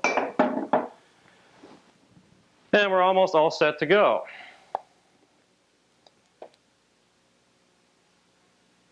Why don't you call Mary? Okay. Now we're ready to torque the flywheel nut. So in fact, what we need is a torque wrench. And here we have the Maestro's B52 electric torque wrench, which is a 0 to 600 foot-pound torque wrench, calibrated like so. Electric, as a little light comes on when the proper torque is reached. And this is really the right wrench that you should have, though very few people do. You can also use the calibrated body technique, whereby if you weigh 150 pounds, you can stand 3 feet away, and the flywheel nut, when you're parallel to the ground, parallel to the horizontal, that's 450 foot-pounds. I set the torque on this to 425 foot-pounds. That's what I like to torque my nuts to. And now we have to call for a groupie from the audience. Okay, groupies, let's see, you over there. Okay, come on over. Oh, you look good. Pick me! Pick me! All right, you're picked. Come on. Assume the position. Oh, gladly. She stands on the stand so it doesn't tip over. And now we put the wrench on the flywheel nut. Torque it down a little bit. Has a ways to go. Like so. And now, if we've done this all right, the light should come on.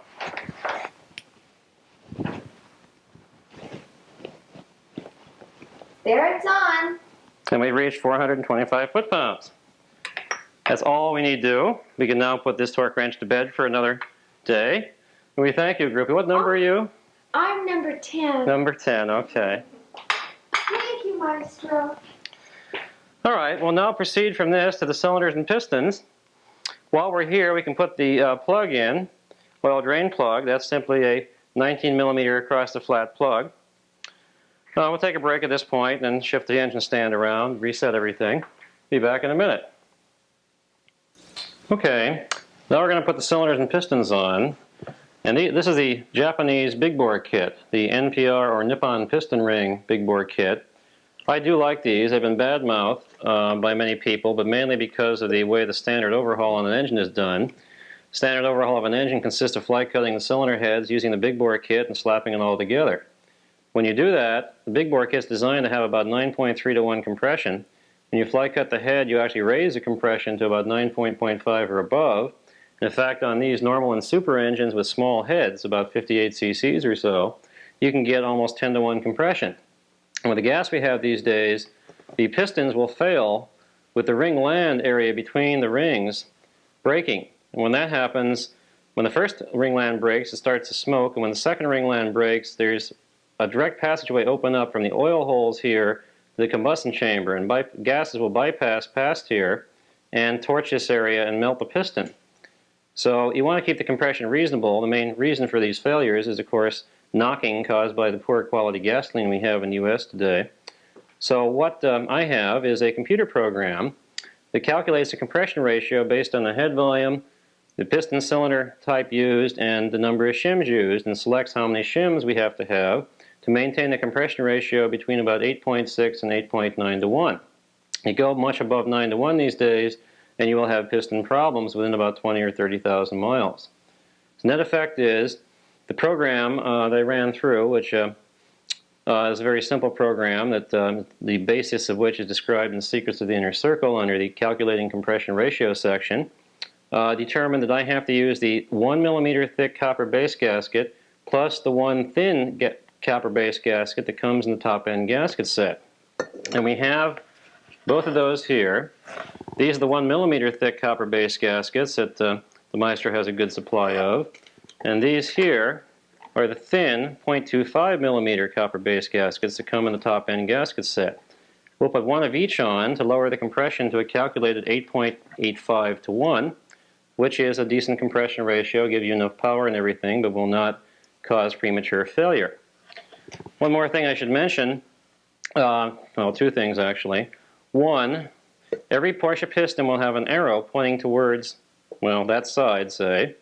This arrow should always point towards the flywheel. In every case, and no matter how the pistons are arranged, this arrow should point towards the flywheel. Secondly, the big bore kits have either a yellow dot or a black dot on them. Refers to size, etc. So try and keep all the different pistons together, make sure they all have the same type of dot. Within a given set, the information that comes in the big bore kit says you can interchange any piston within any cylinder in the kit, but I try and keep the pistons and cylinders together. I balance these pistons to within 1/10 of a gram. You can balance them by removing mass off of the inside skirt area here, but I buy pistons in quantity, piston cylinder sets in quantity, take the pistons out, weigh them all, and by the law of large numbers, if you have a large number of sets, you can get pretty much them all balanced by rearranging the pistons and cylinders. And of course, the piston and cylinder goes together when you move them around, and get pretty much 9 balanced sets out of 10 sets, say, all balanced within 1/10 of a gram. If they're not, then you can remove a little bit of mass around the inside here and get them balanced very nicely. They normally come balanced within 2 or 3 grams. I've never seen a big bore kit out more than 5. I've seen stock sets out 15 grams or more. We recently had a Molly set that was out 23 grams and could not be balanced.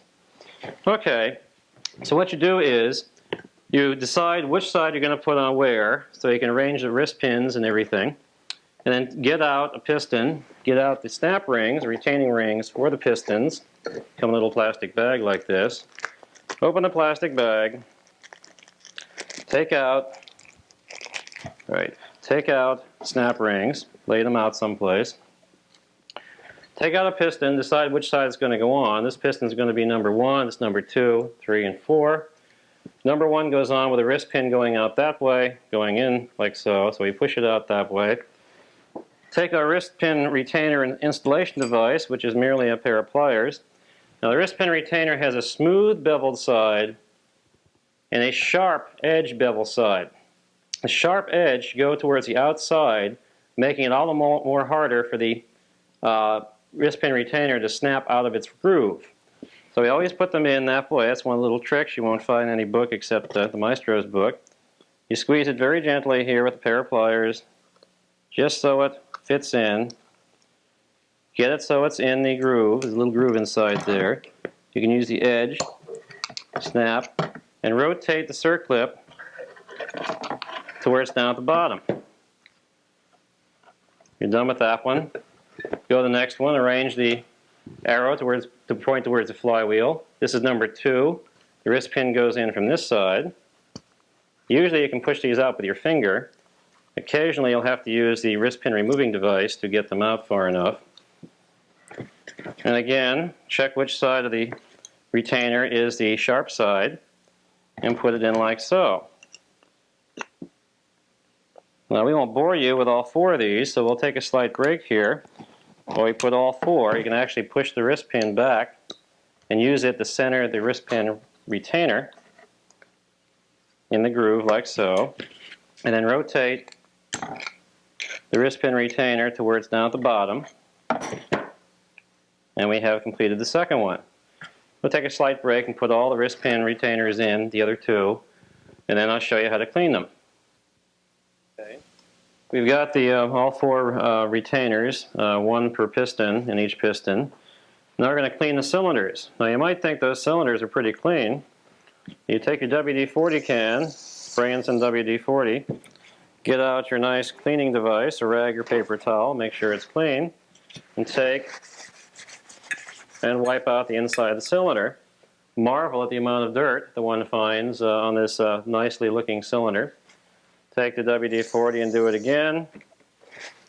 Take the other side of the rag or paper towel, another clean side of it, wipe it out, and marvel again at the amount of crud. Take a new clean rag or paper towel.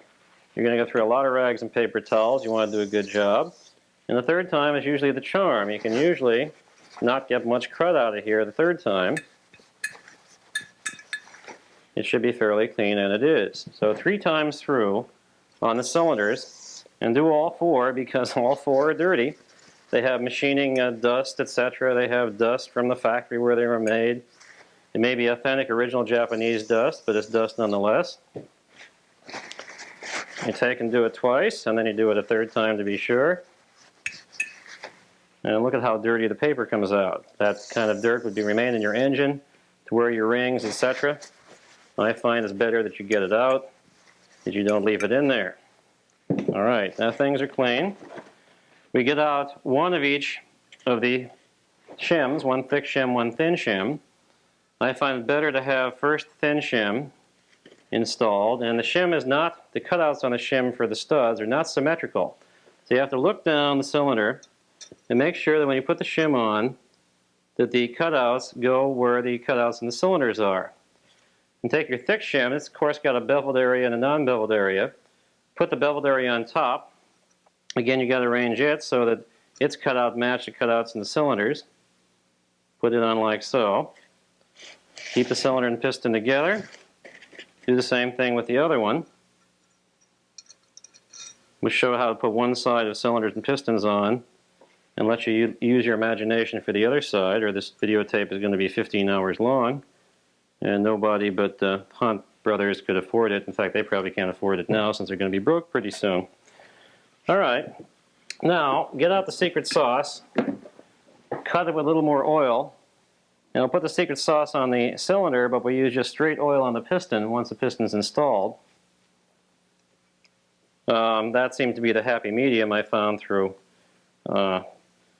use that works out better that way. So coat the cylinder fairly liberally with the diluted secret sauce,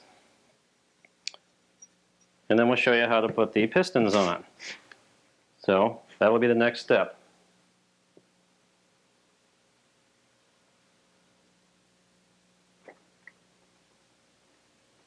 Okay, I like to start on number 3 piston, do it first, get it out of the way. Clean off the wrist pin area of the connecting rod. Take a dab of your secret sauce, put it in the wrist pin area of the connecting rod. Now I have a factory engine stand head that prevents the wrist pin from going in this way. I have to put it in the other way. So that's what I'll do.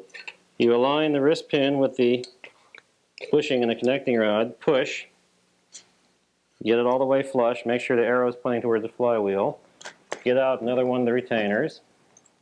Make sure the beveled, sharp beveled edge is on the outside. Take your special installation device for the wrist pin retainers. Squeeze gently. Fits in. You can use the edge of this thing to pry it into the wrist pin groove in the piston, like so. Arrange the tabs of the wrist pin retaining ring to be closest to the crankshaft. Now, take and arrange the rings. The gap on the rings, this is the oil control, 3 top compression rings. Oil control ring gap should be on the top, and everything else should be 90 degrees away from that.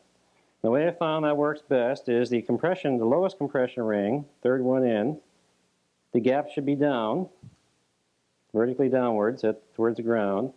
And then the other 2 gaps can be arranged at either here or here. But I found it's best to put the gap of the middle compression ring towards the exhaust valve. That's to help it run cooler. And the gap of the top ring towards the intake valve. Arrange them like that. And take some WD-40 and blow off the piston. You want to clean the piston too. In fact, we've cleaned these beforehand, so that's what you should do too. And make sure you don't have any dirty fingerprints or smudges, etc. on the piston. Then get out some oil and just pour some oil over the piston. Now some people like to put pistons and cylinders together dry. I'm not one of those type of people. I'd rather lubricate the piston. Some people claim it allows for bad break-in. I find it improves the break-in. Even when machinists are machining a part, they have lubricant flowing in and around and over the part, keep it both cool and keep it from overheating, etc. And I'm in favor of that very thing. So I like to see you lubricate the piston very nicely.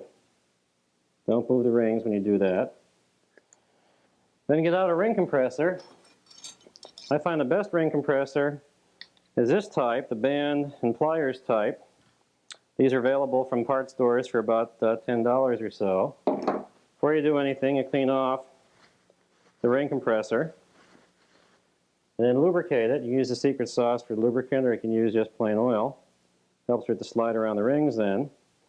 Slide it over the piston like that.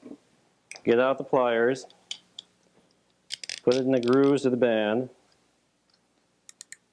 tighten it down, make sure you get all 3 compression rings in that band. Now some of these pliers tend to snap loose too, and you have to be very careful with it. And here's where dexterity plays a role. You get the cylinder, note the cutout, the flat part of the cylinder doesn't have as many fins as this side. That always goes towards the middle of the engine. Put it on wrong, you won't get the other cylinder on. Slide it carefully over the studs. Grab a hold of your wrist pin or your snap ring compressor, piston ring compressor. With your knee to support everything, give it a little love tap with your hand. Being careful because you want to not hit the oil control ring too terribly hard. This band is not big enough to compress everything at the same time. Compress the band again. Now make sure the gap of the oil control is also underneath the ring compressor. So that the halves of the ring come together underneath the ring compressor. Tap with your hand. Voila. Remove the pair of pliers. Rotate the band so it goes around the stud. Rotate it around, bring it up. Put that aside. Hold the flywheel from turning and tap this down over the studs. Now, earlier big bore kits about a year or 2 ago had a problem where one of these studs was not machined right, and you couldn't get the cylinder over the studs. Since that time, things have improved. If you ever get one where the cylinder won't go over the studs, just take a drill and drill out the hole a little bigger. they have a gang drill that drills 4 holes at the same time, and one was set up at an angle and screwed things up. Push the cylinder in all the way, and now go over and do the number 1 side piston. We won't necessarily bore you with all that, but we'll put all 4 cylinders on. So if you want to pause for a moment, go out and get something. We'll be back in a second. Side.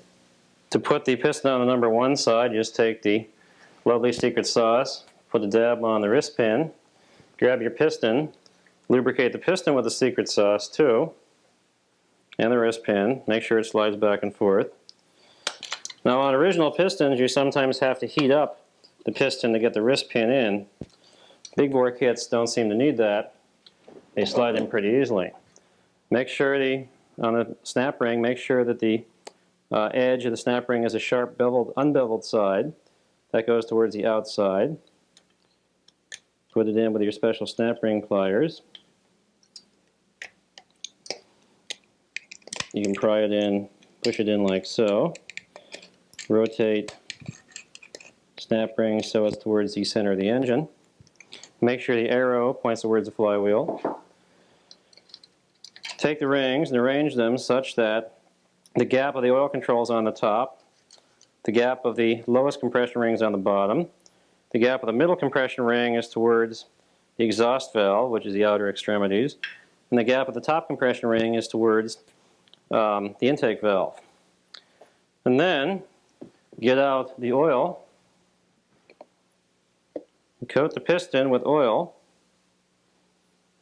I like to do this, some people don't, as I was saying.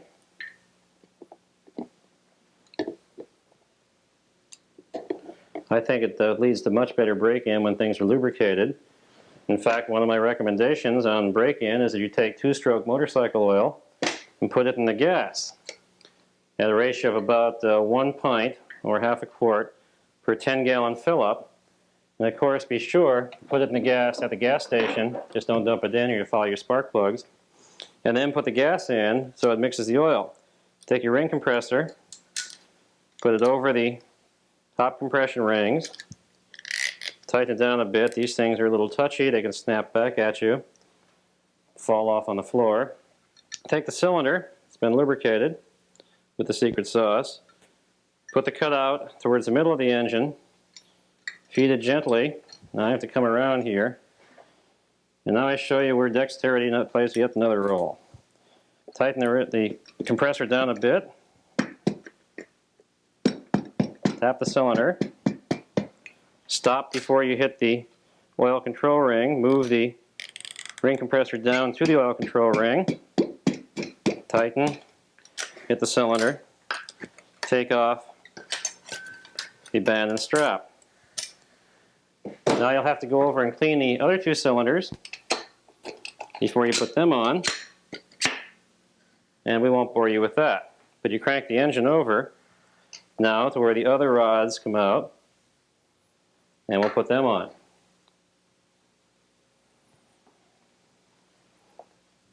We crank the engine over 180 degrees till the connecting rod on number 2 and number 4 is out all the way.